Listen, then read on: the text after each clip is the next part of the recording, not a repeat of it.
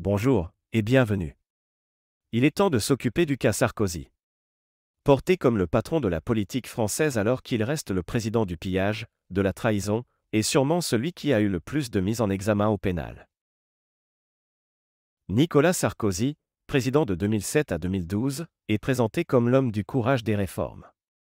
Mais derrière la communication, son quinquennat restera comme un concentré de pillage social, de trahison démocratique et de collusion avec la finance.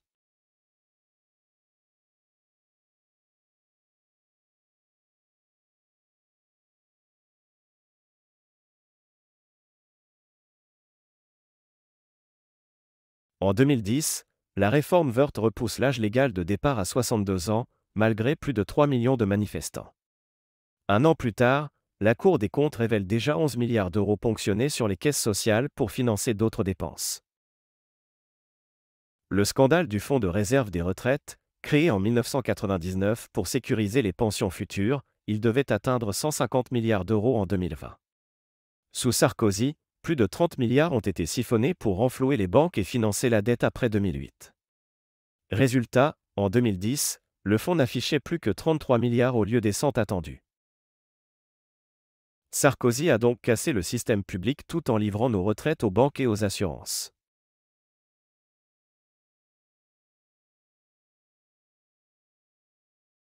Le principe constitutionnel est clair. L'article 3 de la Constitution affirme que la souveraineté nationale appartient au peuple. Et en 2005, le peuple a parlé, il a dit non, à 54,7%, au traité constitutionnel européen. En 2008, Sarkozy fait adopter par le Parlement le traité de Lisbonne. Une copie quasi conforme du texte rejeté par le peuple. C'était techniquement légal, mais en totale contradiction avec l'esprit de l'article 3, qui place la volonté populaire au-dessus des représentants. L'immunité présidentielle, c'est l'armure du chef de l'État. L'article 67 lui garantit l'irresponsabilité politique. Et l'article 68 précise que seule la Haute Cour peut le juger pour un manquement grave. Sans cette immunité, l'acte de Sarkozy aurait pu être qualifié de trahison démocratique. Un abus de pouvoir, et même un détournement de la souveraineté populaire. Avec son immunité, Sarkozy était intouchable sur le plan juridique. Mais sans cette protection, il aurait pu être jugé pour avoir renversé, par un simple vote parlementaire, la décision souveraine et claire du peuple. La 6ème République annulera automatiquement les immunités présidentielles, à ce moment-là, lui aussi pourra être jugé par un tribunal populaire.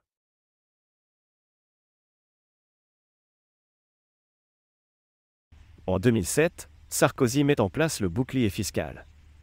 Un plafonnement de l'imposition à 50% des revenus. Résultat, 3,9 milliards d'euros de cadeaux fiscaux aux plus riches, selon Bercy. Les principaux bénéficiaires ? Bettencourt, Arnaud, Bouygues. Pendant ce temps, hausse de la TVA, coupe budgétaire et austérité sociale pour les Français.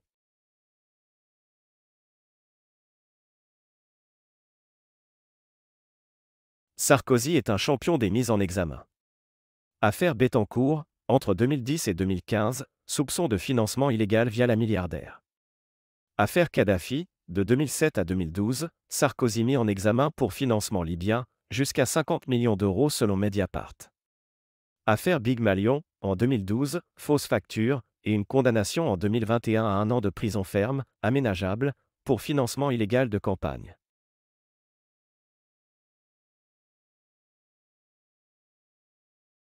En 2011, Sarkozy entraîne la France dans la guerre contre Kadhafi.